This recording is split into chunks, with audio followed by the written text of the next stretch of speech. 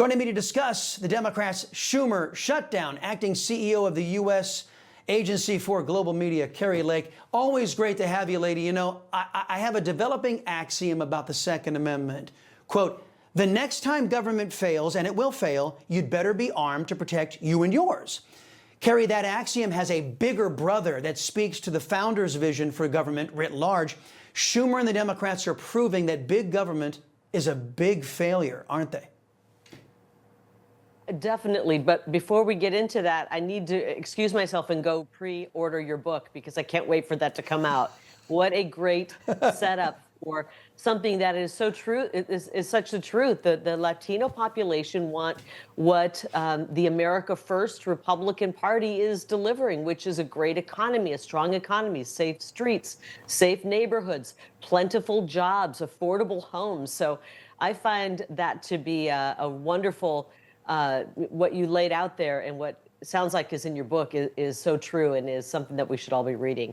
But you know what? Big government doesn't work. Big government has been a failure, and President Trump, and I'm just speaking from by myself right now as an American who's tired of paying high taxes and watching it be basically flushed down the toilet, my tax dollars, or set on fire in Washington, D.C. And, you know, all President Trump is asking is for the Democrats to do what they've done before, which is to pass a clean spending resolution here, a clean way to fund the government just until November. And now they're acting like they're opposed to that, even though they've done it time and time again.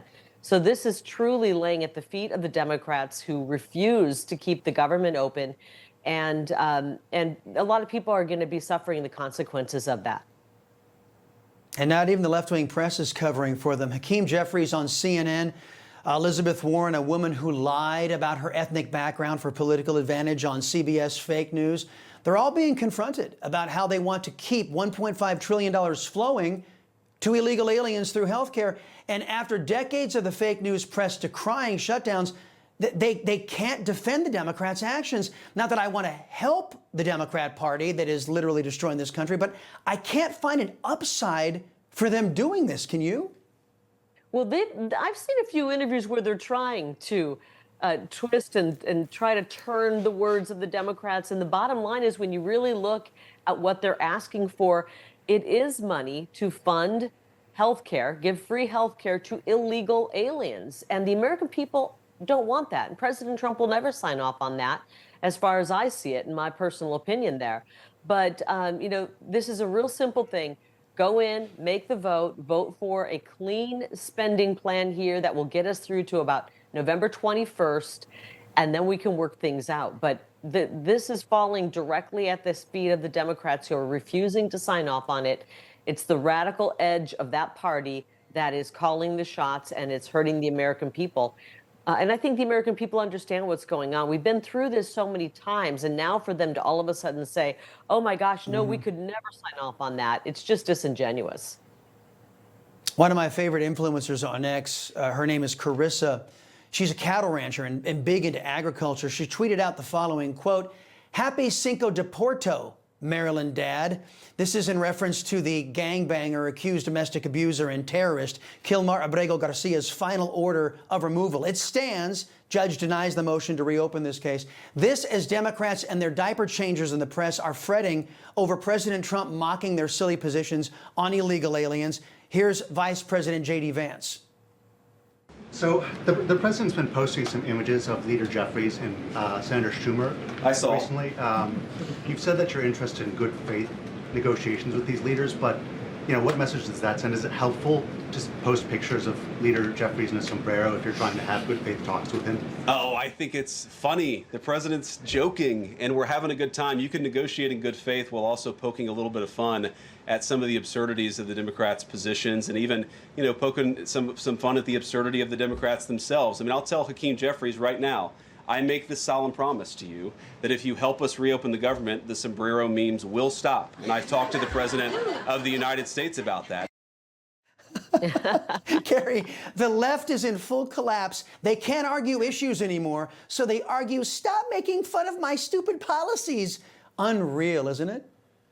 And they don't have a sense of humor. I mean, that's funny. No matter how you slice it, it's funny. the memes that have come out of that and seeing the sombrero everywhere has just made me laugh. And if we can't laugh, my goodness, how do we get through difficult times like we're seeing right now? So I think it's hilarious. Good for President Trump for having the greatest sense of humor of any modern day president that we've ever seen, and keeping us in stitches over everything that he's been putting out on social media. You got to give kudos to his White House social media team, though. They are incredible. Yes, indeed. By the way, speaking of somebody who could use a good PR team, the National Football League has selected cross-dressing Trump hater and promoter of lawless illegal immigration, Bad Bunny, to perform the Super Bowl halftime show, because nothing says, the NFL like Bad Bunny. The guy won't tour the United States because he doesn't want his illegal alien fans deported. And the Trump administration is signaling that ICE will be at this year's Super Bowl. Well, the NFL wanted a bigger audience, but I don't think that they were counting on that being exclusively from law enforcement, keeping an eye on their venue. What are your thoughts on this? Well, once again, I think the NFL is tone deaf on realizing who their customer and who their client is, I guess if you want to call them that, their fan base, the American football fan. And the American football fan, and really, even if you're not into football, people watch the Super Bowl. And for families to be gathering and watching the Super Bowl and to be putting, a cross-dressing guy up there, pushing an agenda, the LGBTQ plus whatever agenda, I think they have not figured out that the American people are tired of that. It's offensive. They're just trying to push away that, every last fan. I know that we won't be watching that in our home. We're not into that. And I think they should really reconsider. I'm starting to hear there's been some pushback with potentially with some teams themselves saying, come on, can we find something that's a little more unifying for our country that older generations and younger generations can all watch, and that would be an enjoyable show. Hopefully they will reconsider. This is the worst pick they could have chosen, in my humble opinion. Yeah, when I saw this, I was like, who's making the call for the entertainment in the National Football League at the halftime show? Is it P. Diddy or something? I mean, maybe it's that one woman who destroyed the Cracker Barrel brand, or maybe it's the Bud Light person who went over to the NFL and made a bad call. Yeah.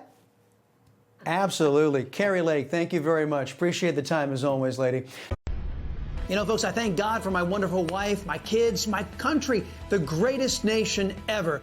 And Americans like you who believe in the truth, the Chris Salcedo Show will never stop fighting for you.